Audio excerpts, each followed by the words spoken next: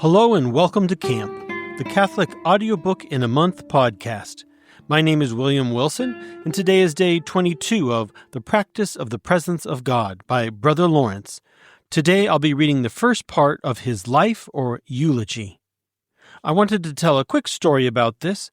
I found this version in an old book on Brother Lawrence dating from 1727, and it's really hard to read because all the S's are printed like F's. So that was a little bit of a challenge. But note that this is only 36 years after his death. So it's pretty quickly after that word of Brother Lawrence was spreading.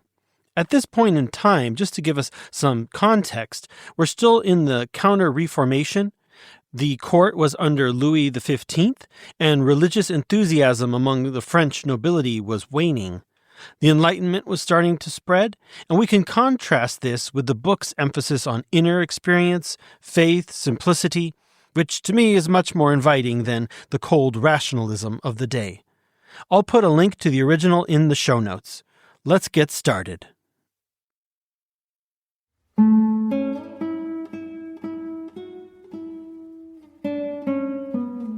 The Life of Nicholas Hermann. It is a certain truth in Scripture that the arm of the Lord is not shortened. His mercy cannot be exhausted by our miseries, nor is the power of his grace less in these days than it was in the infancy of the Church. And as he is willing that there should be, to the end of the world, some pious and holy souls who should worship him in a way becoming his greatness and majesty, and who, by the sanctity of their examples, might be patterns of virtue. God was not only pleased to raise up some extraordinary men in the first ages of the Church, who should acquit themselves to purpose of both these obligations, but has further, from time to time, raised up others who might perfectly accomplish these two duties, and who, nourishing in themselves the first fruits of the Spirit, might transmit it to and revive it in others. The person, then, whose character and sentiments I am to describe is Brother Lawrence of the Resurrection, a religious barefooted Carmelite whom God raised up in these latter days to pay him the worship and homage that was due to him, and to animate his brethren by the rare example of his piety to the practice of all virtues. His name at first was Nicholas Hermann. His parents were a very good sort of people and lived an exemplary life. They inspired him with the fear of God from his infancy and took particular care of his education, proposing only to him such maxims as were altogether holy and agreeable to the gospel. He was born at Hermigny in Lorraine, and being engaged in the troubles of that country, he embraced the profession of a soldier, where, living in simplicity and uprightness of heart, God prevented him with his goodness and mercy. A party of German troops having made him prisoner, he was taken and treated as a spy. It was scarce to be imagined how far his patience and tranquility carried him in these disagreeable circumstances of affairs. They threatened to hang him, but, without being in the least frightened, he told them he was not such a person as they suspected, however, that his conscience laid no crime to his charge, and therefore he looked on death with indifference, upon which the officers set him at liberty. The Swedes, having made an incursion into Lorraine, and attacked in passing the small town of Rambervillers, our young soldier was hurt there, and the wound he got obliged him to go to his parents, who were at no great distance. This adventure was the occasion of his quitting the military profession, and taking up a more sacred one, of fighting under the banner of Jesus Christ. Nor was it owing to the vain transports of an indiscreet devotion that he took a dislike to such a noisy and troublesome state of life. No, it was by the prevailing sentiments of true piety that he resolved to resign himself wholly to God and to rectify his past conduct.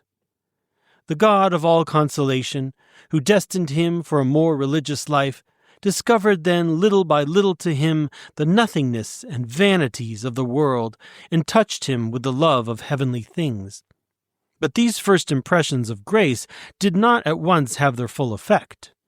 He often reflected with himself on the danger of his engagement and resolution, on the anxieties and corruptions of the age, the instability of men, the treachery of enemies, and the infidelity of friends.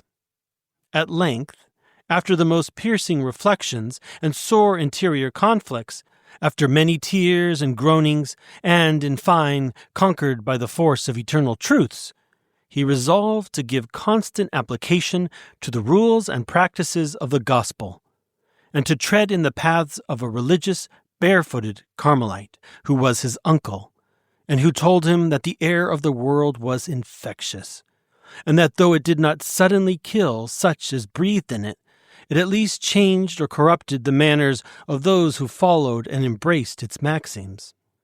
The wise counsels of this knowing director made the way to perfection easier for Hermann.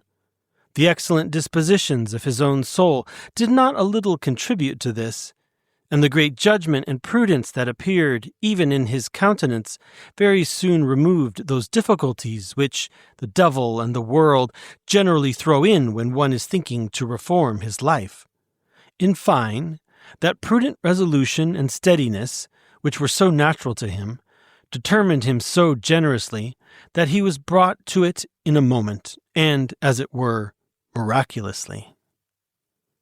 It was by meditating on the engagements of his baptism, on the disorders of his youth, on the mysteries of Christianity, and especially on the passion of Jesus Christ, that he was changed into another man.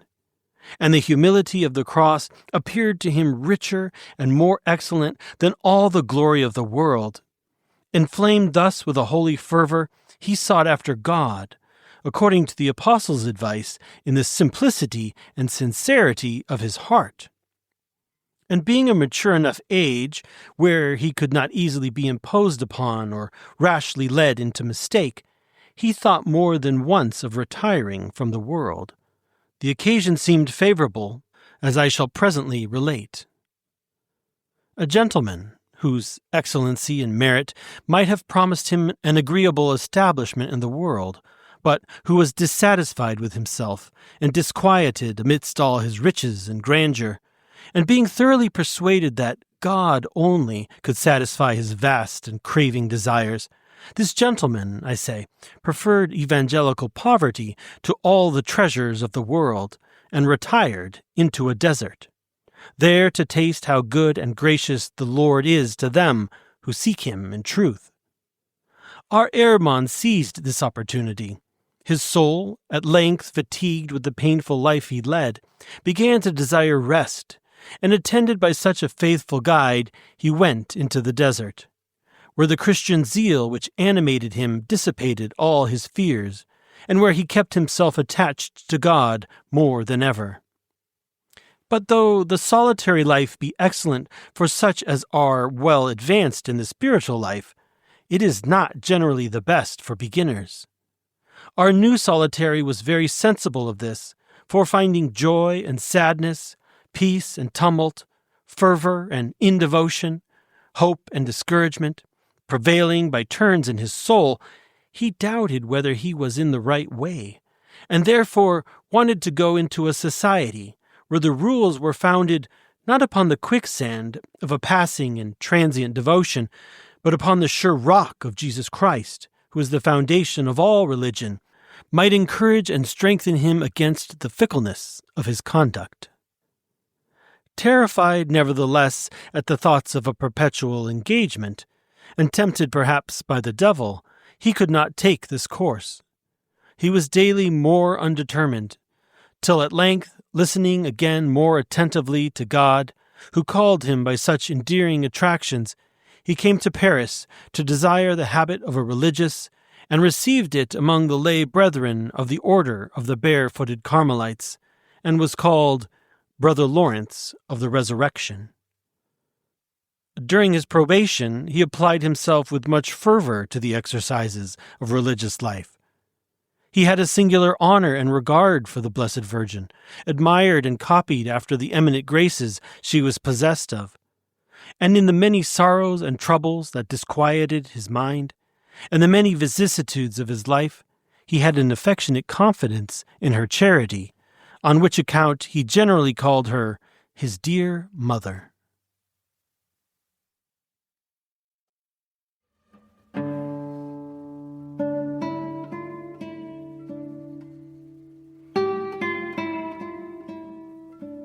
That's all for today. I hope you enjoyed the reading. Tomorrow you will hear more from the eulogy. If you have enjoyed today's podcast, please subscribe, rate, share, and help us grow. Also, please check out oratebooks.com, now featuring The Ways of Mental Prayer by Vital Laodé, praised by Pope St. Pius X and spiritual leaders across generations. This masterwork guides readers through the transformative journey of prayer, from its foundational practices to its most profound mystical heights.